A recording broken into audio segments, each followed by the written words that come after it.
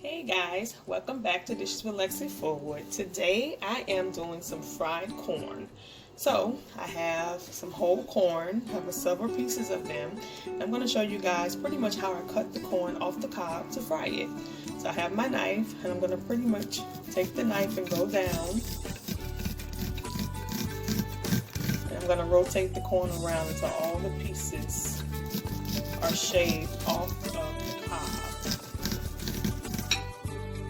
Rotate it.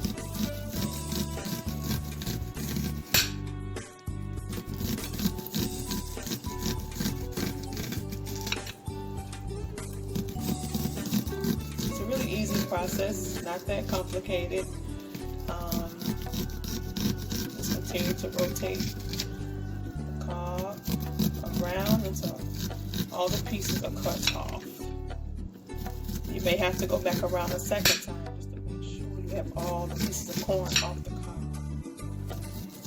And to me, what I normally do is I flip the back of my knife over, and I just scrape. I want to be able to get all the juice off the corn cob, so that way when I get ready to cook it, I have all that flavor. I rotated it the opposite way.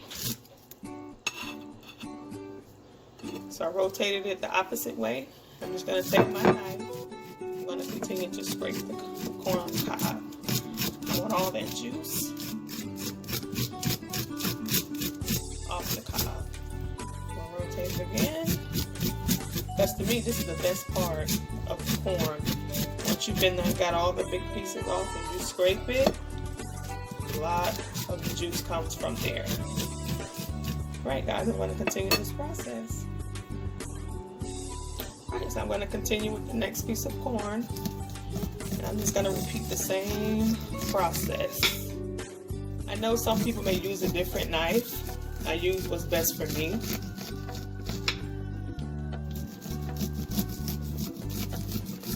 When I tell you guys, canned corn don't have nothing on fresh corn off the cob. When you fry it, it is delicious.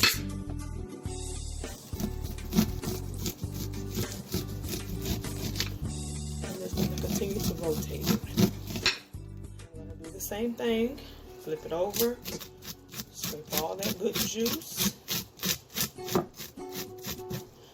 going to flip it the opposite way.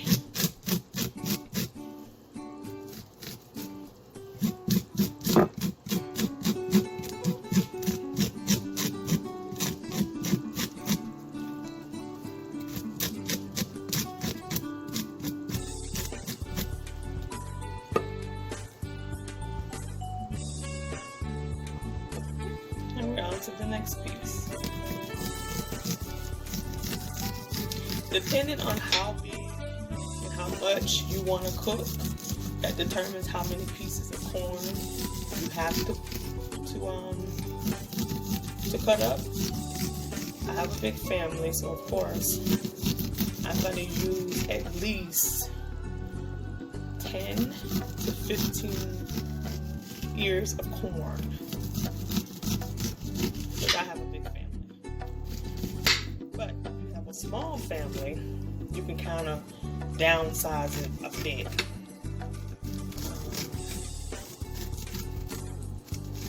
Make sure I get all the corn. I'm going to pretty much turn it upside down. All my juice,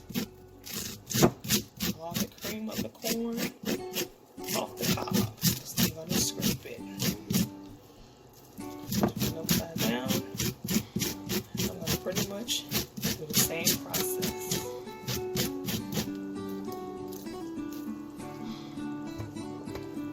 On to the next piece.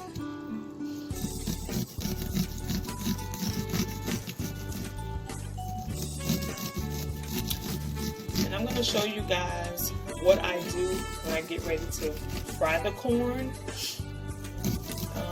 The ingredients pretty much what you need is you can use at least 2 strips of bacon. Go ahead and fry that. Remember, bacon creates its own grease, so the grease from the bacon, you can use that as well as the pieces of bacon that you fried. As far as seasoning, if you have any natural seasoning, or salt, black pepper, and sugar, and a half a stick of butter. That's pretty much all that you need for this dish as far as seasoning wise. Okay, I'm gonna go ahead and scrape corn. If you guys look at the texture as I am scraping, look at it. You see all that juice that's coming off as I scrape it. That's what you really want the most, apart from the corn. I'm gonna flip it. I want to continue to go. I know some people probably don't go into depth with the corn off the cob. They just cut off the little top piece and that's it. Not me, honey. I want all my corn. I want the juice too. So I'm going to continue with another piece.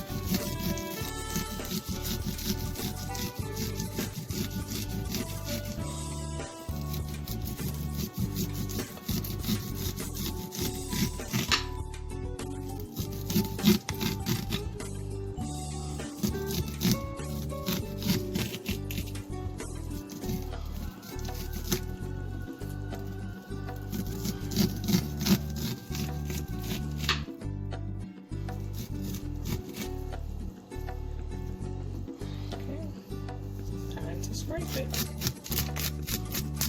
And also let you guys know too, I'm using a plate because I want you guys to kind of see all the corn that I have cut. But normally I would use a big bowl because when you are scraping the corn, it does fly. Like, it can get messy. But because I wanted to show you guys how I'm scraping it off the cob, that's why you know, I have a little flecks of corn on my counter, which is okay because of course you get me like that sometimes. Right, so I'm on to the next.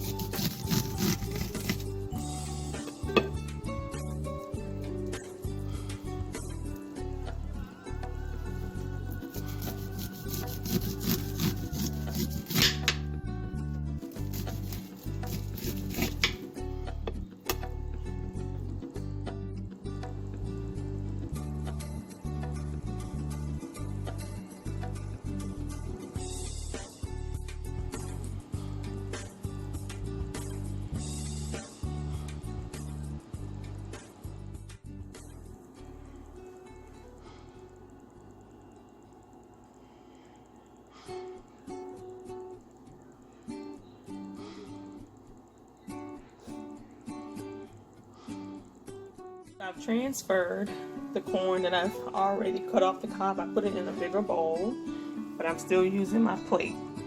If you guys can look and see all the juice that I'm scraping off the corn cob, now that's delish. Also guys, another thing too,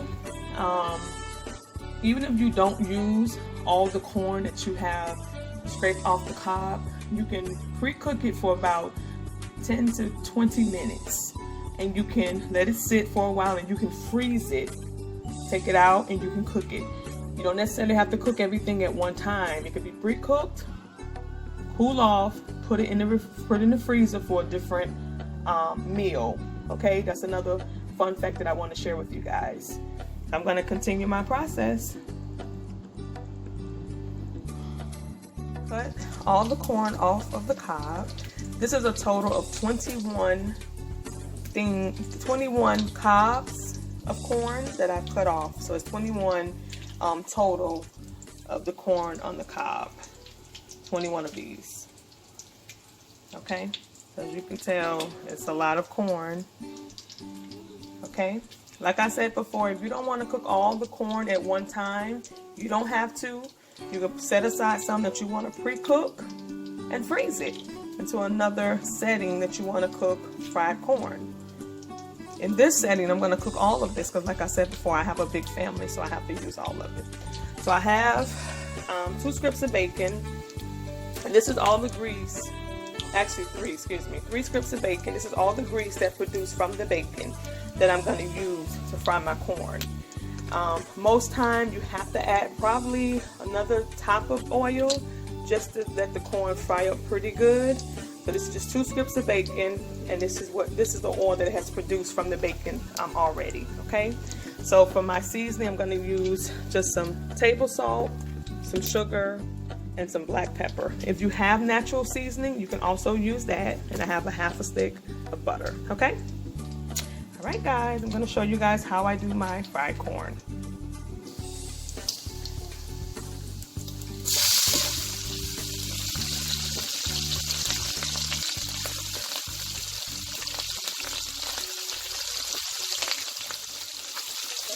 Corn inside.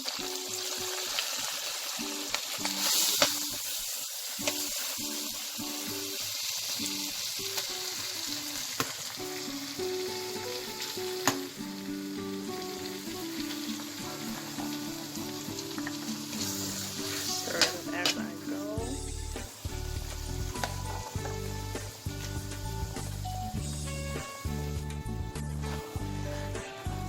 Get it all mixed up.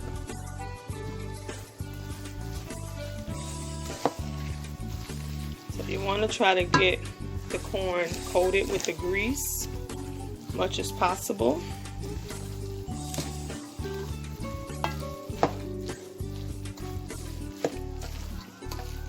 When I tell you, if you have never tried fried fresh corn, you don't know what you're missing. I know a lot of people are used to the canned corn, but canned corn ain't got nothing on fresh corn off the cob and fried. Oh my God. Anytime I think about dishes like this, I think about when I was growing up and my grandma used to make dishes like this. And they're delicious, guys. And it's an easy meal too. Really simple, easy meal. Especially if you're looking for fresh vegetables to use. This is it right here. This is it right here. I'm going to continue to let this cook down.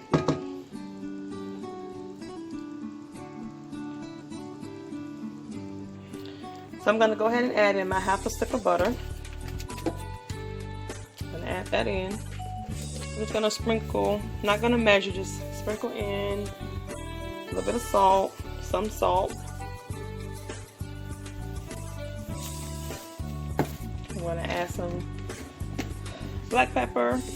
Not going to measure, just dash as much as needed as possible.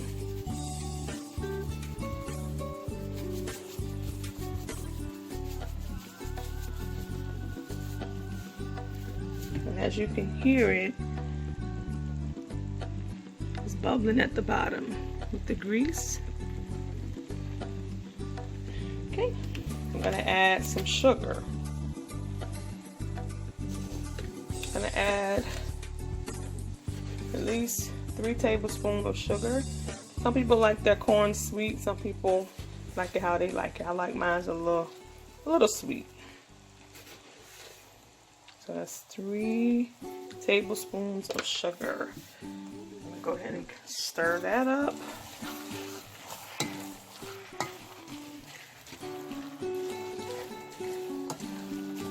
When I tell you this fresh corn, butter, and this bacon, it smells amazing, guys. I tell you, it smells so delish. It really does. So I'm going to let this continue to cook up. I normally cook it about 30 to 35 minutes. So I'm going to let this continue to cook up.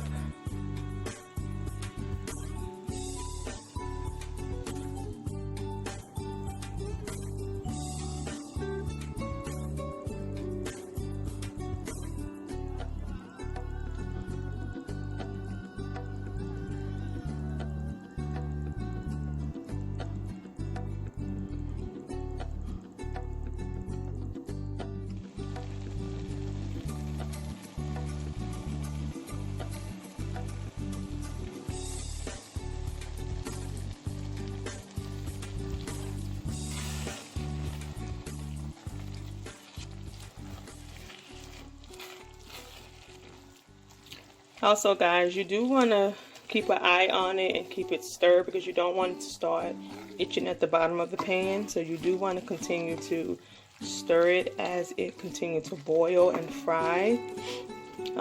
Also, I do have my stove on medium because I don't want it to cook too fast. I don't want it to burn either. So it's cooking good. This is my fried corn, guys. Fresh fried corn off the cob. And with this dish, I'm gonna cook some rice. We're gonna have some barbecue baked ribs with this dish. All right, guys, thank you for joining Dishes with Lexi Fullwood. I know it's been a little minute, but I just wanted to come on and show you guys how I make my fried corn off the cob. I hope you enjoyed this. If you have, leave me a thumbs up, leave me a comment of what you think of this dish, and if you have not already subscribed, go ahead and subscribe and hit that bell so that you know when I do upload videos. Bye bye.